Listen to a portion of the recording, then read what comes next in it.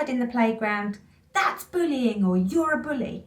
If so, you're not alone. But what I'd like us to do is recognise that actually how often we might hear this word. And in this video, I want us to explore actually what is and what isn't bullying, because they are very, very different. Now, the biggest thing that I need you to remember is that sadly in this world, there are unkind people. Sadly in this world, there are people that say nasty things as one-offs, or that they might look at us very, very mean or make us feel as if we're not good enough. We've also got our friends out there that are going to sometimes leave us out. And one day we might be friends and the next day we might not be. Or it might even be that somebody has accidentally forgot to invite us to something. So there are these tricky times that we go through.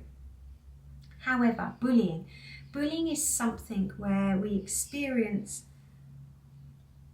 where somebody's gone out of their way to be to be intentional with making us feel like we're not good enough, or to make us feel sad or hurt or blue. Now, with that bullying behaviours that we might be experiencing, it's normally in 4 categories, okay? So one of them might be verbal bullying, and this is where you can imagine your nasty words. This is where it might be from the same person or from a group of people. And with that, this is where it's directly at you. We've also got those physical bullying behaviours where somebody, again, is the pushes, the shoves, the kicks. And sometimes, do you know what, guys? It might be so subtle. And this is the thing sometimes with bullying behaviour, is that it might be so subtle that nobody else can see it, but you know it. We've also got direct and we've got online. Now, that's where somebody purposely is excluding us, or whether they're online, and it's those nasty messages behind that screen. Now, the thing is, though, like I said with subtle, is that sometimes people are very clever and they'll make sure that they won't get caught. But the thing is, though, I don't want you to doubt yourself. I don't want you to doubt your worth. It's just me. When actually, you know right is right and wrong is wrong. And the way that that particular person is treating you is wrong. And that when it comes to somebody that is experiencing bullying, whether that's yourself or a friend, that actually it's not their fault. It's not your fault that you are that person that is being bullied. You do not deserve that. It is our human right to be treated fairly, to be treated with respect. And sadly, when we aren't experiencing that, and when it is this bullying behaviour where it is intentional, it might be frequent, it might not be, but we know that that person, despite them being told, they keep going, they keep chipping, then that is what bullying is. I want us to imagine this piece of paper that represents somebody's emotional well-being. Now, in life, don't get me wrong, there are going to be the odd creases, okay? Because we're going to get hurt and we're going to experience tough times, you know, where maybe loved ones might leave us and die, or whether we hurt ourselves, or whether we have to move home and we don't want to. Whatever reason, there are going to be times where there's going to be creases. However, when somebody has experienced bullying, maybe time and time again, and it might be for days, it might be for weeks, it might be for months and months, what eventually happens is that has that impact. That has that impact. Each word, each action, online, in person.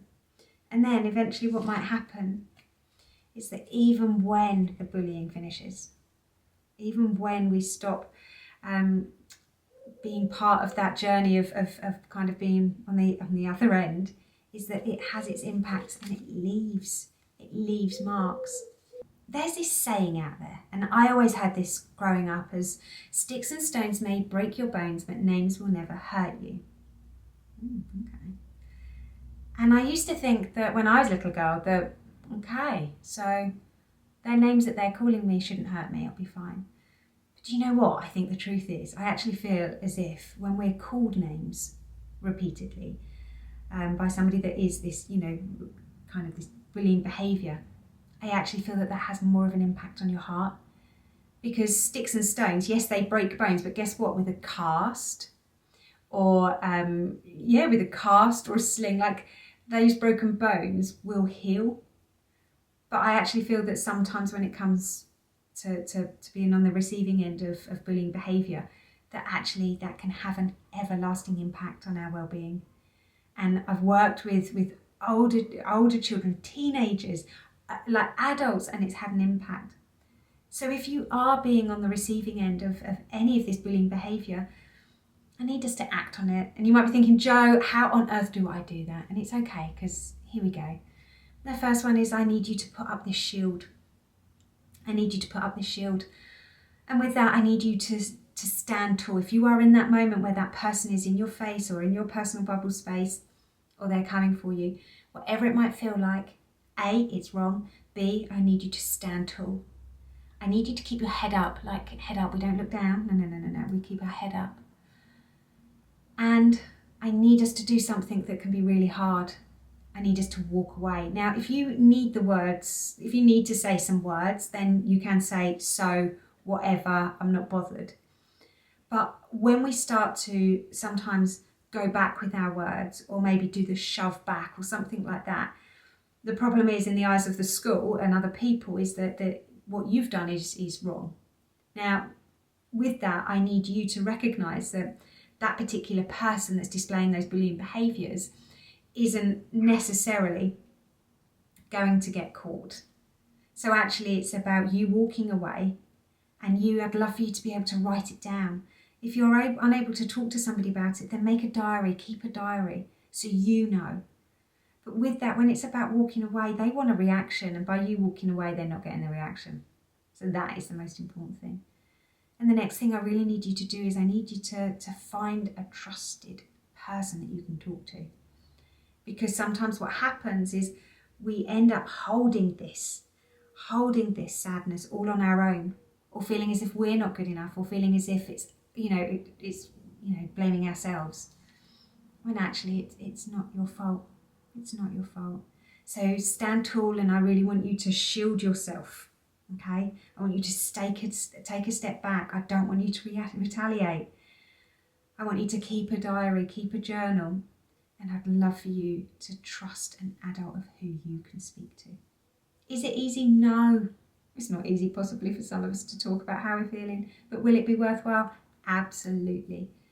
And in this series of videos that I've got, there'll be another video coming up, if not there already, that is about how to talk to a trusted adult. You are never on your own. It might feel it, but you're never on your own. I care for you. Bullies out care for you. And those trusted adults around you, they care about you as well. What right is right and what's wrong is wrong. And if you're at the end of this bullying behaviour, then it's about time that we speak up and speak out. You take care. I look forward to seeing you next time. Bye, guys.